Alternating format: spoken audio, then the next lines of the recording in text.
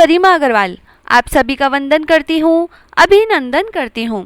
आइए आज हम सुनते हैं श्रावण संकष्टी गणेश चतुर्थी व्रत कथा। संकष्टी गणेश चतुर्थी व्रत प्रत्येक मास के कृष्ण पक्ष की चतुर्थी को किया जाता है।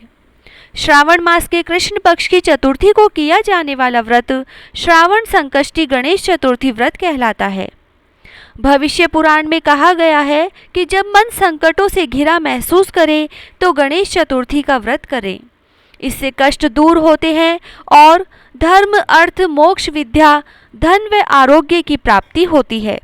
ऋषिगण पूछते हैं कि हे स्कंद कुमार, दरिद्रता, शोक, कुष्ठ आदि से विकलांग, शत्रुओं से संतप्त, राज्य से निष्कासित राज, सदैव दुखित रहने वाले धनहीन, समस्त उपद्रवों से पीड़ित, विद्याहीन, संतानहीन, घर से निष्कासित लोगों, रोगियों एवं अपने कल्याण की कामना करने वाले लोगों को क्या उपाय करना चाहिए जिससे उनका कल्याण हो और उनके उपरोक्त कष्टों का निवारण हो? यदि आप कोई उपाय जानते हैं तो उसे बतलाइए। स्वामी कार्तिकेय जी ने कहा, हे ऋषियों, आपने जो प्रश्न किया है उसके निवारण के लिए मैं आप लोगों को एक शुभदायक फल बतलाता हूँ, उसे सुनिए। इस व्रत के करने से पृथ्वी के समस्त प्राणी सभी संकटों से मुक्त हो जाते हैं। यह व्रतराज महापुण्यकारी एवं मानवों को सभी कार्यों में सफलता दिलाने वाला है। विशेषतया यदि इस व्रत को महिलाएं करें तो उन्हें संतान एवं सौभाग्य की वृद्धि होती है। इस व्रत को धर्मराज युधिष्ठिर ने किया था। पूर्व काल में जब वे अपने भाइयों के साथ वन में चले गए थे तो उस वनवास काल में भगवान श्री कृष्ण ने यह व्रत उनसे कहा था। युधिष्ठिर ने भगवान कृष्ण से अपने कष्टों के लिए जो प्रश्न किया था उस कथा को आप श्रवण कीजिए। युधिष्ठिर पूछते हैं कि हे पुरुषोत्तम, ऐसा कौन सा उपाय है जिससे हम वर्तमान संकटों से मुक्त हो सके?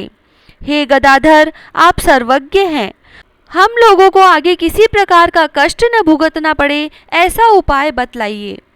स्कंद कुमार जी कहते हैं, जब धैर्यवान युधिष्ठिर विनम्र भाव से हाथ जोड़कर बारंबार अपने कष्टों के निवारण का उपाय पूछने लगे तो भगवान श्री कृष्ण ने कहा कि हे राजन, संपूर्ण कामनाओं को पूर्ण करने वाला एक बहुत बड़ा गुप्त व्रत है।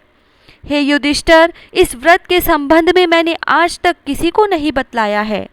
हे राजन, प्राचीन काल में सतयुग की बात है कि पर्वतराज हिमाचल की सुंदर कन्या पार्वती ने शंकर जी को पति रूप में प्राप्त करने के लिए गहन वन में जाकर कठोर तपस्या की, परंतु भगवान शिव प्रसन्न होकर प्रकट नहीं हुए। तब शैलतनया पार्वती जी ने अनादिकाल से विद्यमान गणेश जी का स्मरण किया। गणेश जी को उसी क्षण प्रकट देखकर पार्वती जी ने पूछा कि मैंने कठोर, दुर्लभ एवं लोमहर्षक तपस्या की, किंतु अपने प्रिय भगवान शिव को प्राप्त न कर सकी। वह कष्ट विनाशक दिव्य व्रत जिसे नारद जी ने कहा है और जो आपका ही व्रत है, उस प्राचीन व्रत के तत्व को आप मुझसे कहिए। पार्वती जी की बात सुनकर तत्कालीन सिद्धिदाता गणेश जी उस कष्टनाशक शुभदायक व्रत का प्रेम से वर्णन करने लगे। गणेश जी ने कहा, हे अचल सुते, अत्यंत पुण्यकारी एवं समस्त कष्टनाशक व्रत को कीजिए। इसके करने से आपकी सभी आकांक्षाएं पूर्ण होगी और जो व्यक्ति इस व्रत को करेंगे उन्हें भी सफलता मिलेगी। श्रावण की कृष्ण चतुर्थी की रात्रि में चंद्रोदय होने पर पूजन करना चाहिए। उस दिन सुबह से ही मन में संकल्प करें कि जब तक चंद्रोदय नहीं होगा मैं निराहार रहूंगी। पहले गणेश पूजन करूंगी, फिर भोजन करूंगी। मन में ऐसा निश्चय करना चाहिए। इसके बाद सफ़ेद तिल के जल से स्नान करें, मेरा पूजन करें। यदि सामर्थ्य हो तो प्रतिमास स्वर्ण की मूर्ति का पूजन करें, नहीं तो चांदी, अष्ट धातु अथवा मिट्टी की मूर्ति की ही पूजा करें। अपनी शक्ति के अनुसार सोने, चांदी, तांबे अथवा मिट्टी के कलश में जल भरकर उस पर गणेश जी की प्रतिमा स्थापित करें। मूर्ति कलश पर वस्त्र आच्छादन करके अष्टदल कमल की आकृति बनाएं और उस पर मूर्ति की स्थापना करें। तत्पश्चात षोडशोपचार विधि से भक्ति पूर्वक पूजन करें। मूर्ति का ध्यान निम्न प्रकार से करें। हे लंबोदर, चार भुजा वाले, तीन नेत्र वाले, लाल रंग वाले, हे नील वर्ण वाले, शोभा के भंडार प्रसन्न मुख वाले गणेश जी, मैं आपका ध्यान करती हूँ। हे गजानन, मैं आपका आवाहन करती हूँ। हे विघ्नराज, आपको प्रणाम करती हूँ। यह आसन है। हे लंबोदर, यह आपके लिए पाद्य है। हे शंकर सुवन, यह आपके लिए अर्घ्य है। हे उमापुत्र, यह आपके स्नानार्थ जल है। हे वक्रतुंड, यह आपके लिए आचमनीय जल है। हे शूर्पकर्ण, यह आपके लिए वस्त्र है। हे सुशोभित, यह आपके लिए यज्ञोपवीत है। हे गणेश्वर, यह आपके लिए रोली चंदन है। हे विघ्न विनाशन, यह आपके लिए फूल है। हे विकट, यह आपके लिए धूप बत्ती है। हे वामन, यह आपके लिए दीपक है। हे सर्वदेव, यह आपके लिए लड्डू का नैवेद्य है। हे देव, यह आपके निमित्त फल है। हे विघ्नहर्ता, यह आपके निमित्त मेरा प्रणाम है। प्रणाम करने के बाद क्षमा प्रार्थना करें। इस प्रकार षोडशोपचार रीति से पूजन करके नाना प्रकार के प्रसादों को बनाकर भगवान को भोग लगाएं। हे देवी, शुद्ध देशी घी में 15 लड्डू बनाए। सर्वप्रथम भगवान को लड्डू अर्पित करके उसमें से 5 ब्राह्मणों को दे दें। अपने सामर्थ्य के अनुसार दक्षिणा देकर चंद्रोदय होने पर भक्ति भाव से अर्घ्य देवें। उसके बाद 5 लड्डू का स्वयं भोजन करें।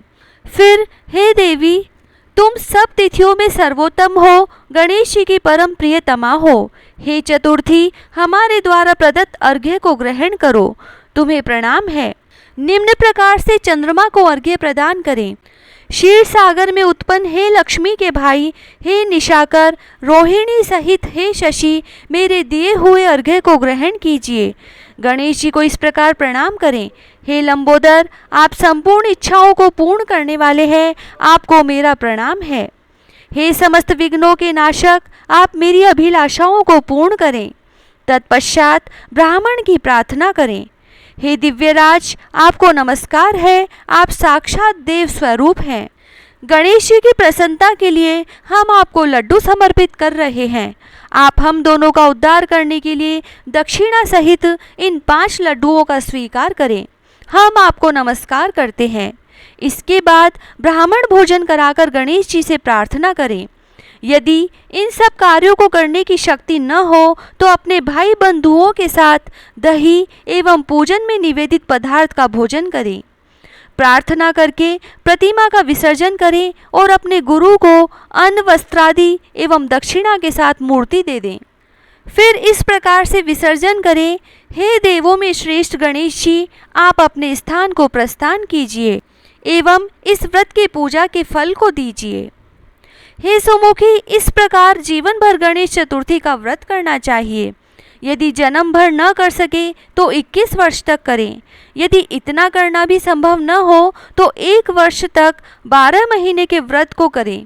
यदि इतना भी न कर सकें तो वर्ष के 1 मास को अवश्य ही व्रत करें और श्रावण चतुर्थी को व्रत का उद्यापन करें। जय श्री राधे।